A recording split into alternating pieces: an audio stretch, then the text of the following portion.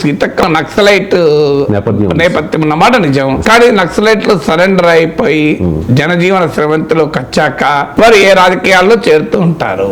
ఆ మాటకొస్తే ఇప్పుడు సీతక్క అడిగిన ప్రశ్న చాలా కీలకమైన ప్రశ్న. ఈటల రాజేందర్ కూడా నక్సలైట్ విద్యార్థి సంఘ నాయకుడే కదా, PDS నాయకుడు. మీరు అప్పటి తరం ABVP లీడర్లుగా ఉండి ఇప్పుడు BJP నాయకులుగా ఉన్న వాళ్ళని అందరినీ అడగండి చెప్తారు. మీకు మురళీధర్ రావు, మీకు ప్రకాష్ రెడ్డి, మనోహర్ రెడ్డి, వీళ్ళందరినీ అడగండి, మీకు చెప్తారు వీళ్ళ బ్యాక్గ్రౌండ్ ఏంటి అనేది.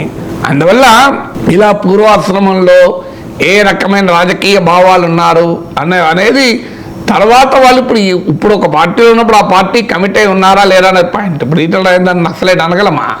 ఆయన urban naxalite, rural naxalite, Huzurabad naxalite, outer ring road naxalite అని అనొచ్చు ఆయనను. చాలా మంది పెద్ద పెద్ద నాయకులకు కూడా వివిధ వామపక్ష నేపథ్యాల నుండి తర్వాత అనేక పార్టీలోకి వచ్చిన వాళ్ళు ఉన్నారు కదా. అందువల్ల that's not an issue at all కదా.